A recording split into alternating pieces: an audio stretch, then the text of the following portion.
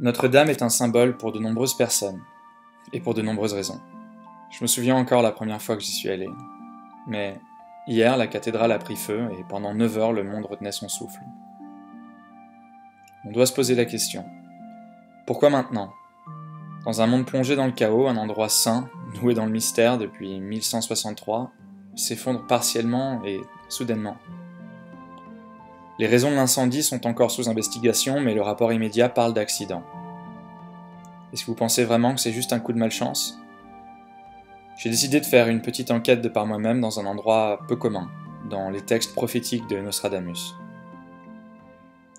Le premier quatrain qui a pris mon attention était le premier quatrain, passage 42, qui disait « Le 10 du calendrier d'avril, du temps gothique, ressurgit encore par Jean Vilain. Le feu est éteint, sous une assemblée diabolique, cherchant les os du démon du Psellos. » Le feu est tombé le 15 avril 2019, mais Nostradamus a dit le 10 avril. Proche, mais pas exact. Comment peut-on savoir qu'il parle de Notre-Dame? Eh bien, Notre-Dame est le plus grand symbole de l'architecture gothique française.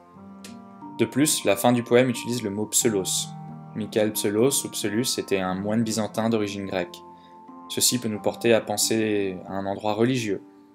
Et son livre, Les traductions de Michael Psellos, a été publié par la maison d'édition de l'Université de Notre-Dame en 2015. Alors que dit vraiment ce quatrain? Il semble dire que la raison du feu n'est pas liée à un accident, mais plutôt causée par des gens malins, ou comme on dirait aujourd'hui, méchants. Que cette assemblée diabolique avait une intention démoniaque, et que le feu pousserait des personnes de mauvaise intention à chercher à faire encore plus de mal. J'ai continué à chercher dans ces textes, et je pense avoir trouvé un autre quatrain qui parle de ce feu. Le quatrain 4, le passage 67, qui dit « Lorsque Saturne et Mars brûlent de façon égale, l'air fort séchera et longue famine. Par feu secret, d'ardeur grand lieu aduste, peu de pluie, vent chaud, guerre, incursion. »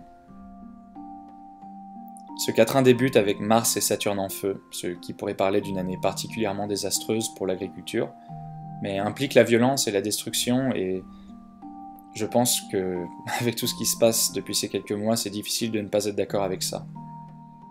La phrase suivante parle « Par feu secret, d'ardeur grand lieu aduste ». Ceci décrit un grand lieu ou des grands lieux noircis par les flammes. Et ça pourrait facilement parler de Notre-Dame et servir comme avertissement pour des catastrophes à venir. Peu de pluie, vent chaud, guerre, incursion.